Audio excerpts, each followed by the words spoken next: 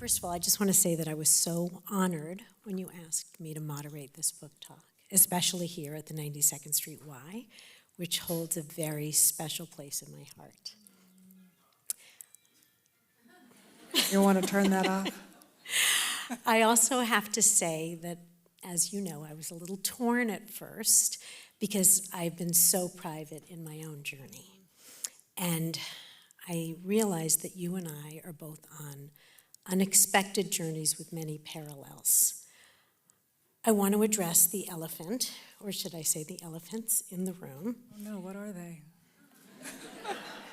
We are both married to beloved cultural icons suffering from progressive neurological brain disease, both early onset. This can add both a tremendous amount of support, but it also comes with incredible challenges. So first of all, Emma, I just want to say that I loved this book, and I wish that it had been written when we received Michael's diagnosis. I was so moved reading your story, and as I read it, I felt myself relating to you in many ways, and I realized that so many people in your or my position relate to you as fellow caregivers. You're really telling so many of our stories. What do you hope people will take away from reading this book? Oh, so much. I think what I hope that people will take away is that they know that it's okay to ask for help, and that you're not a failure if you do ask for that help. And for caregivers to understand early on that caregiving is not a solo mission, and that we need to figure out how to rally our friends and our family around us to be able to support us. I hope that this book gives the caregiver permission to raise their hand and ask for that support. It's so vital. It is, that's amazing. When I think about you, you've lived so much of your recent life very publicly, but you've always struck me as an incredibly private person. Was it difficult for you revealing your most private life writing this book? Not at all. Not at all. I think that I lived in so much isolation for so long. The smoke in the mirrors and not being able to connect with anyone, too scared to reach out to anyone. I didn't really understand what was happening to Bruce, and I just went very internal, and I started isolating myself, our two daughters, my husband, because I was just trying to figure out what was happening. And, what I realize is that isolation is a silent killer. And there just came a point where I was like, I can't do that. I can't do this anymore. And I really want connection. Yeah. I really want to be able to connect with someone else who is walking through this journey, who understands what FTD is, how to do this with two young children. So writing the book has just been so freeing.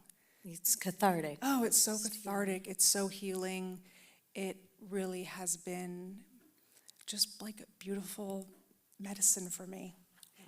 And to be able now to connect. Now I'm going into rooms where there's other caregivers, and we get to have these really important and really meaningful conversations, and I'm so grateful for that. Yeah. You realize how large your community is. It's a big, big community of caregivers. You describe that first doctor's visit when you finally received Bruce's diagnosis as terrifying, and how alone you felt. What if you could go back, what do you wish someone had told you that day that Bruce was diagnosed? That there's support out there. We walked away with nothing. We were told this diagnosis that I didn't understand, I couldn't pronounce, no hope, no roadmap, no nothing. And it was just so traumatic. And I couldn't believe we were leaving that appointment with not even a sheet of paper of like, here are some resources that you can tap into at this, institution that we're at. Nothing. So what would you tell someone now who's just receiving that same news? To know that there is support out there and that you are not alone. My hope now is that when someone receives a diagnosis of a neurodegenerative disease, that the doctor just places a simple sheet of paper in their hand, into the caregiver's hands, with just some resources, anything. Oh, there's Teepa. There you are. Hi. It's nice to see you. I can't see anyone, but I can see you. I know, Teepa. it's really Hi. hard. It's nice to see you. Just something to send the caregiver away with not 1 ounce of anything is just not. It's just not humane. In this day and age, that's how it was handled. That was how it was handled, and it's not just happening to me. It's happening to so many people. So I wrote the book that I wish someone would have placed in my hands the day that we got that diagnosis.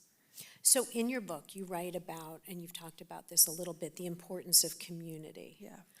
Looking back, what role has community played in your own journey? And what advice would you give to caretakers who feel isolated, who don't really have that sense of community? Yeah, I think that is this whole thing of when we're so isolated and we're not able to connect with anybody, that is just the worst of the worst. I think that finding my community, for me, that was through the Association of Frontotemporal Degeneration, where I was able to link up with them. They were able to put me in contact with a family who, the husband had been diagnosed when he was in his mid-30s. They had a young son, and that was my first contact with someone going through that. So that was the start of like my community starting to open up. And then now I go to these educational conferences, and just to be able to be in the room with other people that just get it. Right. You just want to be seen and validated and just hugged. Yeah. Exactly, getting that empathy and support. Yeah. You've said that at one point you kind of lost yourself in your caregiving role. What parts of yourself did you feel like you had to reclaim, and how were you able to get yourself? Oh, sorry. How did you find your way back to them, to the parts of yourself that you felt like you lost? Yeah, we're like thrusted into this role as a caregiver, and I think at one point I forgot who I was. I didn't know what made me anymore. I was looking after our 2 young daughters. I was caregiving for my husband, trying to run a business, trying to manage our home, and I could not look up. And then I spoke to a neurologist who told me about the statistics of caregivers sometimes passing before their loved one. And that was my wake-up call, that I had never heard that before. And that's a higher number than you would imagine. Yeah. And I just was so grateful actually to hear that, because I think that shook me to my core, where I thought, okay, I'm not gonna let FTD take this whole family down. It's not gonna take me down. Yeah. Like our 2 young daughters need their mother. So, I just started to try and figure out how to make a little more time for myself. It wasn't big, it wasn't massive. One of the things that I was doing was gardening, where I was able to stay close to home. But I just claimed a little patch in our backyard. And It's a huge thing to be in nature, yeah. to feel something much bigger than. No, absolutely. And it was in my control, right? It was something that I could weed and plant and water and watch grow and kill them and replant them and all of that. But it was fine. It was mine. And, but again, it was just these small little things that, just helped me get back into me. Yeah. And also then being able to bring in support.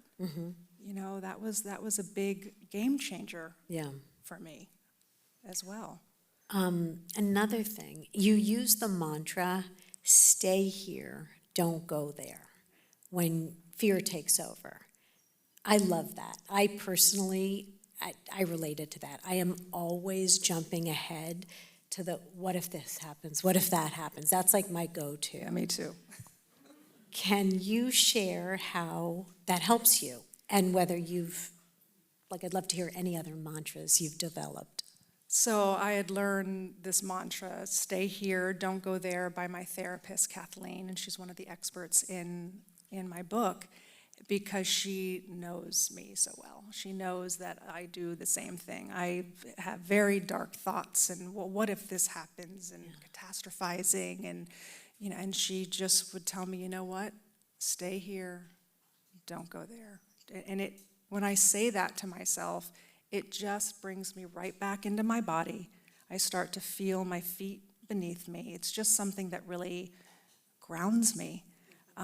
So I have a timer that goes off on my phone. It happens about 4 times a day that reminds me to stay here, don't go there. And I'm so happy that I do that, because when that alarm goes off, my shoulders are up to here, and I'm like, oh yeah, stay here, don't go there. I can breathe. Gotta stay here.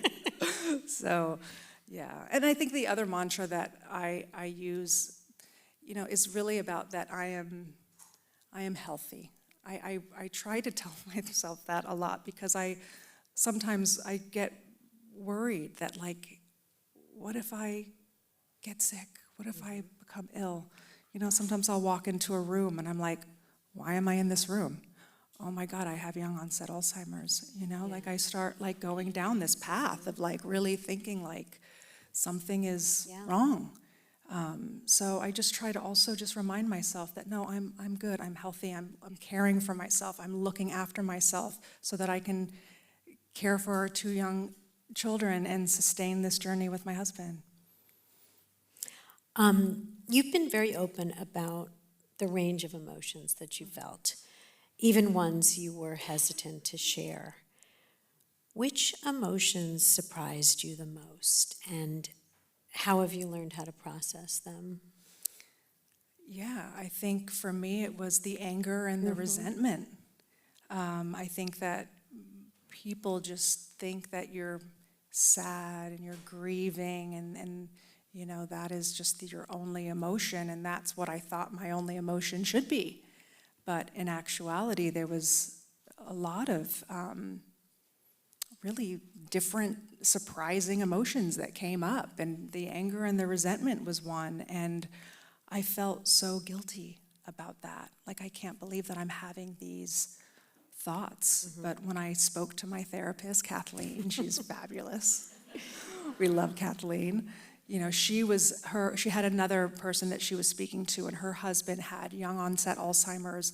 And she said, when I kind of revealed this to her, and in my head I'm thinking, I'm such a bad person, she's going to think I'm a terrible person because I have these feelings.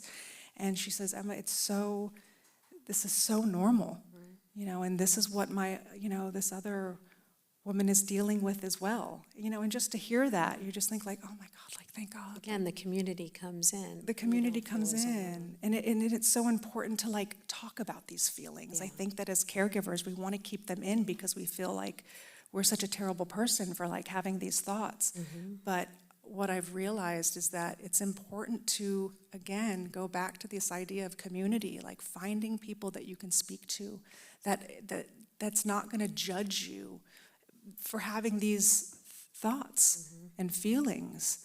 Again, that's very validating, and just to be seen by someone else who's like, yes, I've been there, I understand that. Exactly. It's so helpful.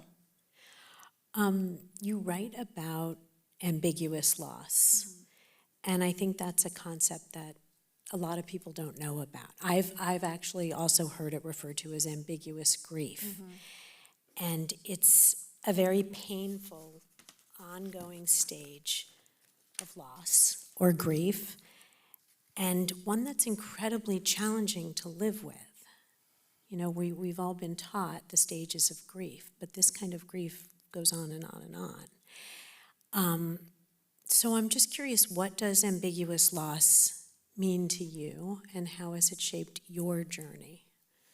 Yeah, I mean, as I started going through on this road of dementia with Bruce, that term kept coming up so much, and I was like, what is this? And what I learned, it was coined by Dr. Pauline Boss. It means that your person is physically present, but psychologically not. And I have to say, though, it also can mean the opposite in like a case of Parkinson's, okay. where they're mentally present, but physically every day something is lost. So I feel like people can relate to it in a lot of different ways. areas. Yeah.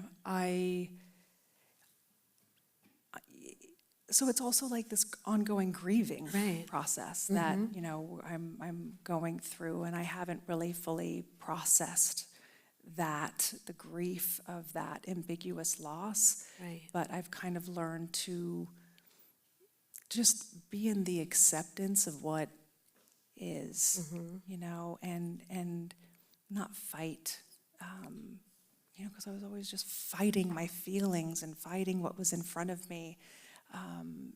So it's just been really, again, about like processing and talking about that ambiguous loss, because it's happening to people are experiencing that Right. when you're walking through this dementia journey. You describe a turning point when you decided to accept the journey that you were on. Can you share what that moment looked like for you and how it shifted things in your experience? Yeah, I just think that I was trying to control so much, and I was fighting what was happening. I wanted to fix what Bruce had. I wanted to just change what was happening, and I was trying to control and listen, in the end, what I know, this disease is going to win, and I could continue to fight and just be such a hard ass around it, or I could decide to accept. And I think when I was able to get there, it was like a big weight had been lifted off my shoulders. Yeah. That like, this is what's happening. I can decide to accept what is happening. And I was able just to sort of settle into that.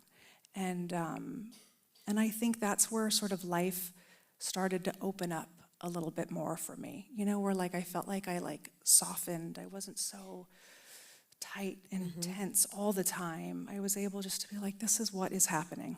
Yeah.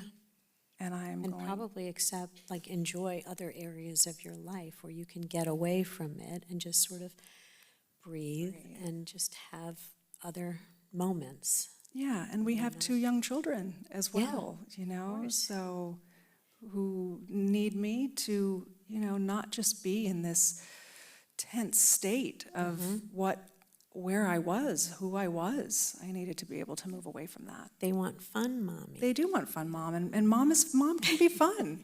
Mom can be fun. I can have a good time. I'm learning how to do that again. So you talk about reframing, and that's an important tool for you. Can you explain what that means to me and what reframes you've done that's helped you the most? Yeah, I mean, the reframe for me, again, it's kind of similar to, just learning or deciding to accept that.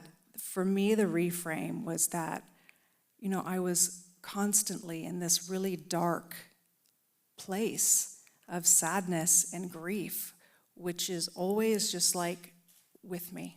I'm always carrying it. It is always right here.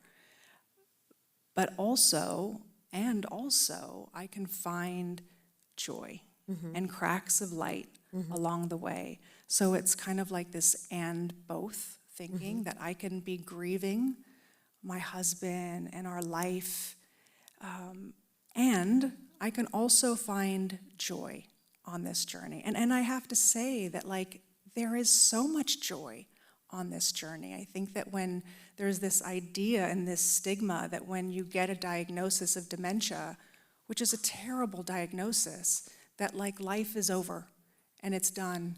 And that is not true. that is not true. There has been so many beautiful, joyous moments that has come from this experience that I don't want to dismiss that. And I want other people to, hopefully, when they're ready, because I was not able to reframe this journey in those early days. Like, the fact that I've been able to do that is shocking to me.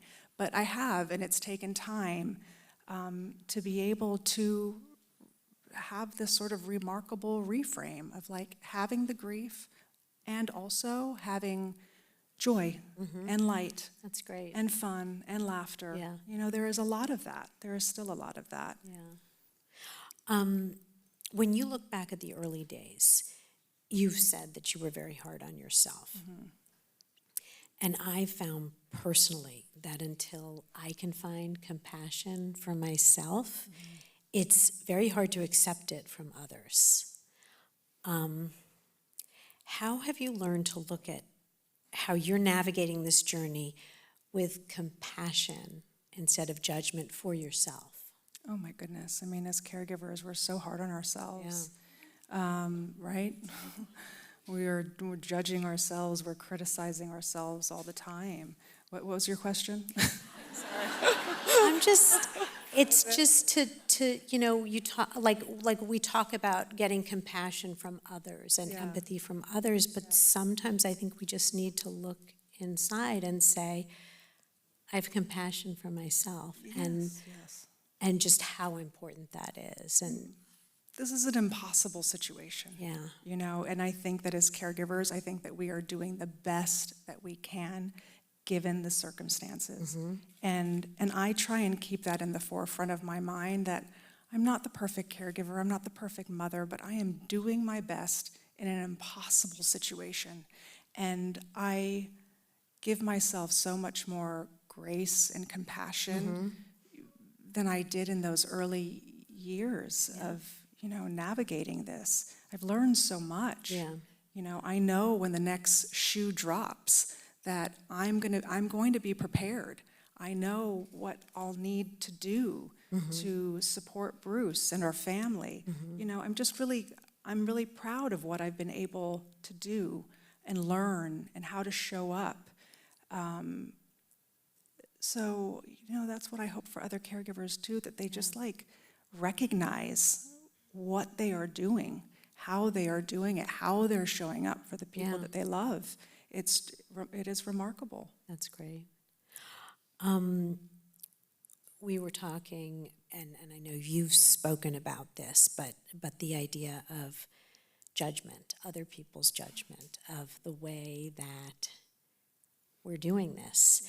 And this is something that I also personally relate to. Is judgment from others something that you've experienced? Have you seen the internet lately? Just checking. You know, I have to say, within my family and our friends, that has not been something that I have encountered. But I knew by revealing, being in our truth, that Bruce is living in our second house, that it would be met with a lot of raised eyebrows. I knew that. And I really felt it was important to share, almost from like, it was like a social experiment. I hate to say that, but it was so interesting to me because I knew it was coming. And I knew what people would say. And sure enough, you know, there was a lot of criticism and a lot of judgment mostly from people with an opinion versus an actual experience. I saw you say that. Yeah. I'm going to tell you, I didn't coin that. That was Kathleen. She was the one that told me that, and I was like, oh my God, no, Kathleen is incredible. No, she's amazing. But, you know, people will have an opinion, but if they have not walked the journey of FTD with 2 young children and what that looks like and how that plays out, they don't get a vote. They don't get a vote. What I know now is that Bruce's needs are met 100% of the time. our daughters, their needs are now met 100% of the time. And I'm never going to defend that. I am never going to defend that. I'm so proud and just so happy with what we've been able to put in place for our family, because this is what works for our family. And I am so happy to be able to just be in the truth of what is, because can you imagine when another care partner comes to that time where they need to put their person into a facility and the judgment that they receive? Mm-hmm. You know, here I am in the privilege that we are. You know, Bruce is in our second house with round-the-clock care, and, you know, and then why is everyone so upset? Well, how can you dispute that? But I just think there's so much judgment, still, right? But there is a lot of judgment, and I also feel like until you walk in my shoes, I don't want to hear about it. No, absolutely. But I'm just curious, what would you say to someone who is experiencing that? Like, what are coping mechanisms for that? Yeah, I mean, I think that as a caregiver, you have to know and understand that that judgment is coming and that criticism is coming no matter what. And I knew that it was coming, and I've kind of sort of built a little bit of an armor around me. I mean, it's hard because, you know, I already carried so much guilt and shame around so much of all things. And I don't need anyone else to give me more guilt and shame. Like, I'm doing it already to myself. Like, I have it covered. Don't worry. I'm on top. I'm on top of that. But I also think it's important to set really good boundaries with people. That if they are being bold to be able to express what you should be doing, you shouldn't be doing this. How about this? You got to just tell them to stop. You really do. Yeah. And I kind of map that out, I think, really nicely in the book of just, you know, Definitely. ways to kind of, Kathleen helped me with that too. Kathleen is amazing. No, she really helped with, you know, just being able to put the right boundaries into place. Mm-hmm. That's so important. You know, your advocacy work has been a way for you to channel grief into action. What drives you to keep speaking out? And what do you hope other caregivers take from your example? You know, I go back to that doctor's appointment of being in that room, and there was just no hope in that room that day. And what I want for another family when they go into that room in the future is that the doctor will tell them, the neurologist will say, like, your person has FTD, but there is a treatment and there is a cure, you know, or there is things that we can do to help support you. That's what I want to see. I want to see something different than the experience that we had. So the advocacy has just been so meaningful and so important to me to be able to channel this grief and this sadness and this anger into something else that feels impactful and that it could make a difference. It might make a difference. And to me, it just really grounds me, and it gives me purpose where, you know, I can see light now where I wasn't able to before. And that you're able to help other people along the road. I mean, you didn't have someone like you there. And just even if you think about it, in that doctor's appointment, They had you. In that doctor's appointment, even if they said, Emma, this is a group of people that you might want to speak to, and just give you, you know, just something as simple as that. Something. The fact that didn't happen. I mean, like, when you're in the crazy. doctor's office, I understand that the attention is going to be for the patient, for the loved one, of course. But it just takes a little bit of work on the neurologist side, just to sort of, you know, put some resources together so that, when that appointment is done, it's just, here is a piece of paper. Here is some information. Here is a support group that you can, go to. The fact that they didn't even say, okay, well, he has FTD. Well, you should reach out to the AFTD. I mean, it's so simple. I can't even believe I wrote this book. Like, I can't even believe that this is like the book that we're writing in 2025. Yeah. That this doesn't exist already. Well, thank God that it does now, Yeah, Emma. it does. Thank you. Thank you. So just the last question that I have, and I think you've sort of touched on this, but if you could just choose one insight, the unexpected journey that you most hope caregivers can carry with them, what would that be? That it's okay to care for ourselves, and that it's so vital, and it is not selfish but self-preserving when we try to put ourselves first, because if we want to sustain this journey, the caregiver needs to be cared for. We need to show up for the caregiver. We need to support the caregiver. We need, oh, wow, that scared me. I'm very jumpy these days. We need, and that's what I also hope with this book, that yes, this is for the caregiver, but I want this book to be a message for family and friends that, like, don't back up. You got to lean in. You got to come in, and you got to help. And caregivers need support. We're just not supported. It's Right? so true. Yeah. Okay. Good. I'm happy you agree. No, I'm not happy you agree, but yes, thank you. Thank you. We need to be supported. All right, so here's some questions Okay. from the audience.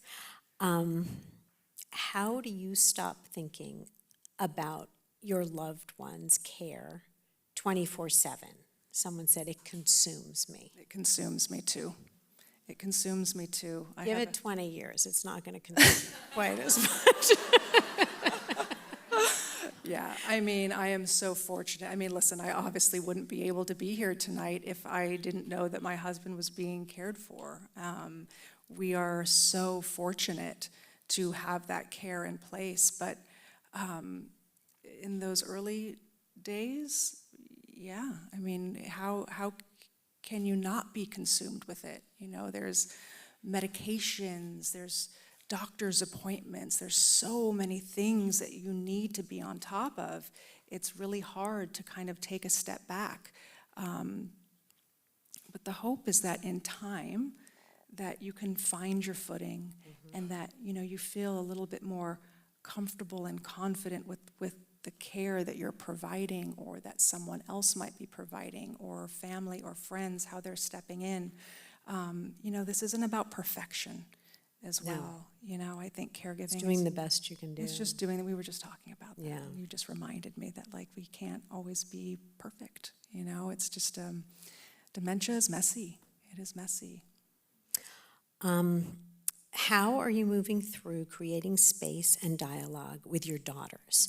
My mom was diagnosed when I was 21. I'm sorry. And the hardest part was having conversations of openness with dad and siblings. So how am I commuting with our young daughters? Creating space and dialogue with them. Creating space and dialogue. I mean, I think the experience that I've had with our young girls who were 8 and 10 when Bruce was diagnosed, at the time we knew that something was happening, and then we finally had a name for it, and I was able to tell them what the diagnosis was, what the disease is, and they couldn't figure out how to put the letters together. They're like, FDT, I said, no, it's FTD, so they came up with this acronym, Fantastic Turtles Dancing, which is very sweet, because then we would think about these like fantastic turtles dancing in their dad's head. But, sorry, that always gets me. But, I've always been very truthful and honest with them, and what I've learned from one of the other experts that I brought into this book that's helped me navigate our 2 young daughters through this, was that you wait, they'll ask, you'll tell them something, and then you'll see what questions come back. So, the question that came back was, how do you put those letters together? Oh, fantastic turtle dancing. But they were 8 and 10. But as things, move on and progress, and, they always know that they can come to me and ask, and I know how to respond. And you would think that, God, maybe I should shield them for this, and I shouldn't say that. But it's really important to be honest. I think that honesty has been best. It just makes them feel safe and secure to know that I'm not lying to them. I'm being truthful about what this disease is. Having 2 young daughters, I commend you.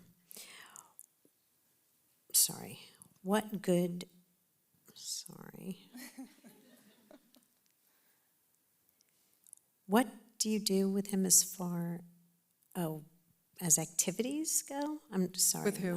With our children? Oh, with Bruce? Bruce. Oh, sorry. What activities do you all do together as a family? Okay, got it, okay. Life is very simple for us. It is about going for a walk. It's about, cuddling up on the sofa. It's about having lunch outside. It's, our world has just gotten a lot smaller. And there's something beautiful about that, Bruce is very much in the here and now.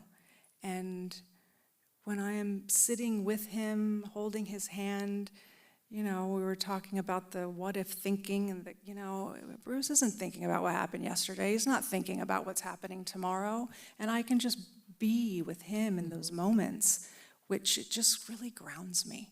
It is so grounding just to be with him, because these moments are so fleeting, And that's great, probably for your daughters too, to be able to see that. And I just get to be, and we're having as much fun and joy and laughter in a very simple way. Our lives are just a lot not complicated like it was, just very simple. Do you have any suggestions to how, as a caregiver, I can lower my expectations?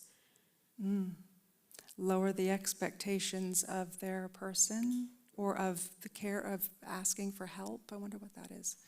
Lower the expectations. Well, what do you think it is about asking for help about others?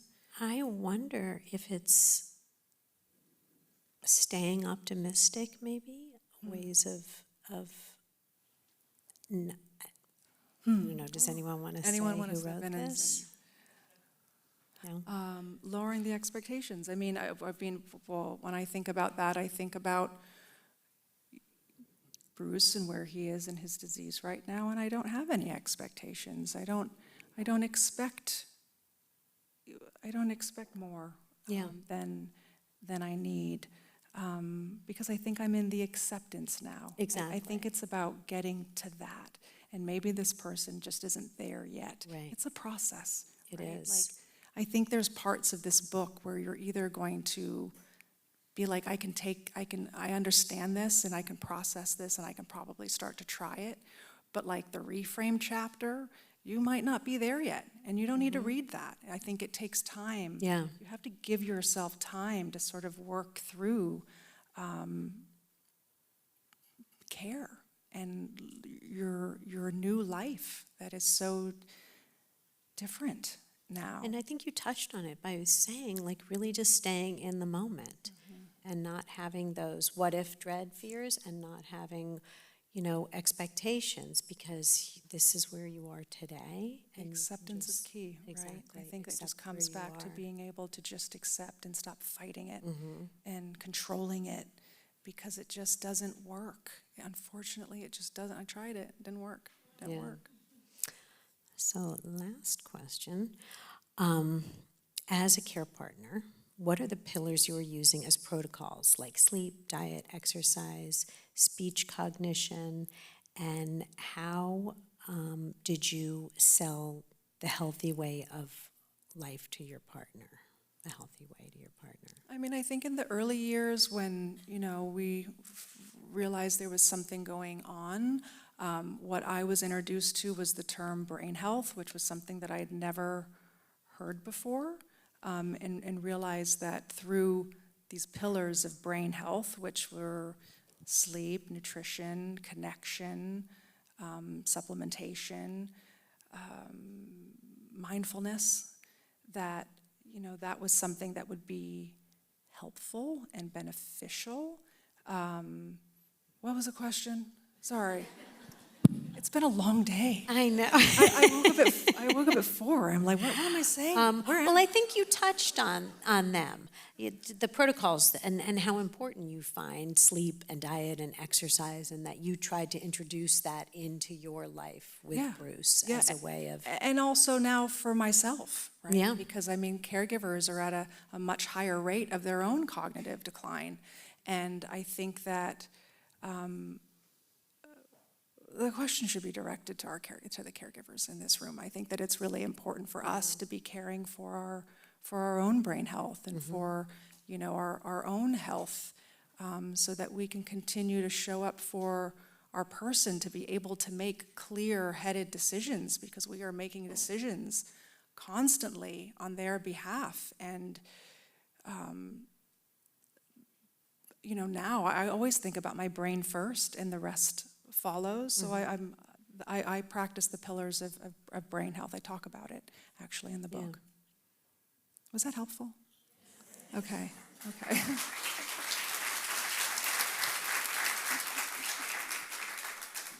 Was that the last question? That was the last question. That was the last one. Yeah. Tracy, thank you so much for doing this with me. Thank you for writing this book. It's so unbelievably helpful, and it's a wonderful resource for both. Obviously, there's so many caregivers in this room, but I also think it's really important for people who have a caregiver in their family or a friend who's a caregiver. So I think that it touches on so many different things, and I think it's really helpful to many, many people. Thank you. I really hope so. I hope it'll be a roadmap to the next caregiver. Thank you so much.